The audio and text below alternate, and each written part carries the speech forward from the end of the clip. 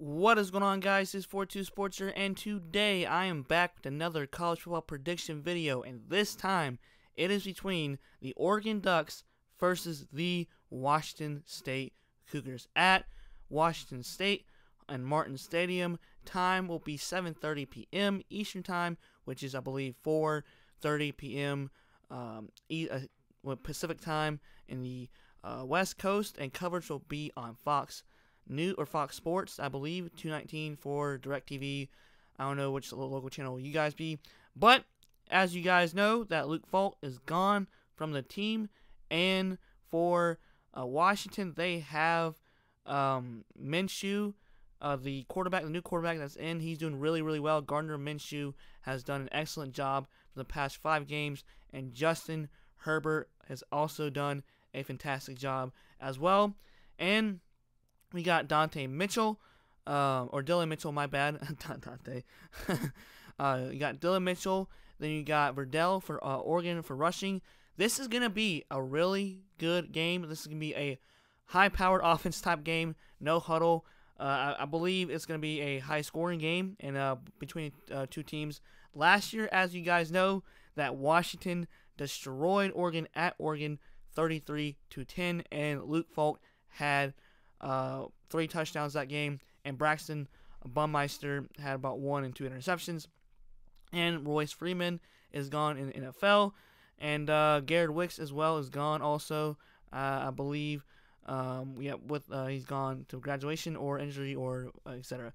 So the match predictor, it has Washington State up 61.5% on the matchup predictor, while Oregon has a 38.5%. And as you guys know, I like to do the prediction at the end of the video, just to go through the stats from the players, the top 3 season leaders, the team stats, and just talk about it a little bit as well.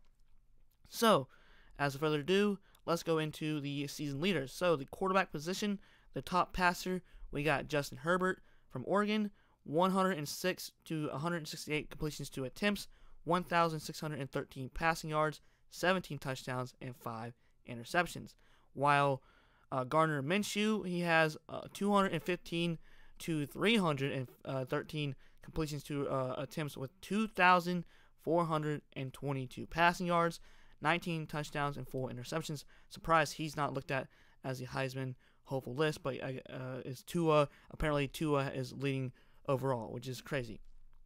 All right, so for Oregon and rushing game, we have C.J. Verdell, 97 carries, 531 rushing yards, 4 touchdowns. If it's Verdell or Fertile, let me know in the comments below. For Washington State, we have James Williams with 64 carries, 260 rushing yards, and 5 touchdowns.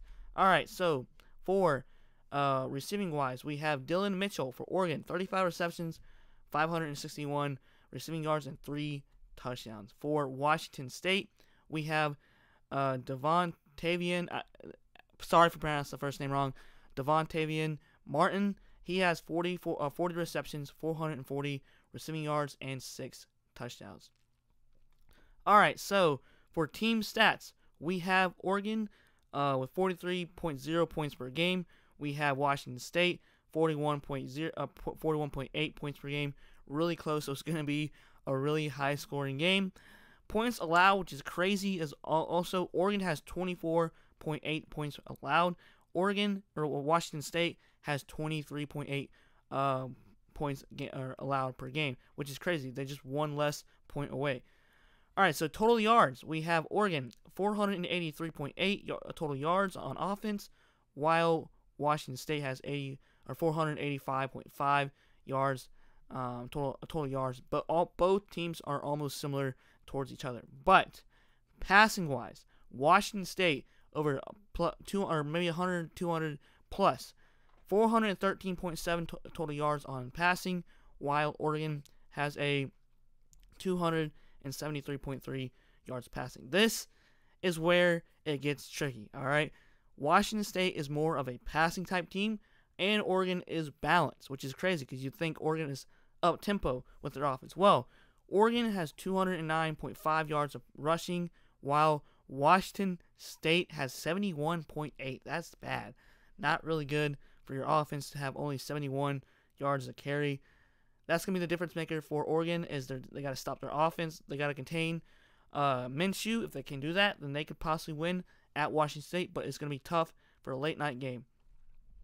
All right, so for defense, yards allowed, this is key for Washington State. They have 311.2 yards allowed, while Oregon has 361.8. So that's going to be bad for them because it's going to be a high-powered, up-tempo game, both teams. So passing yards allowed, we have Washington State that's really, really good with here, 163.0 to Oregon's 239.0 passing yards allowed. Rushing yards allowed, this is key for both teams as well. Oregon with the lead, 122.8 to Washington State, 148.2. All right, so the final prediction of tonight. Let me know what you guys think, who's going to win.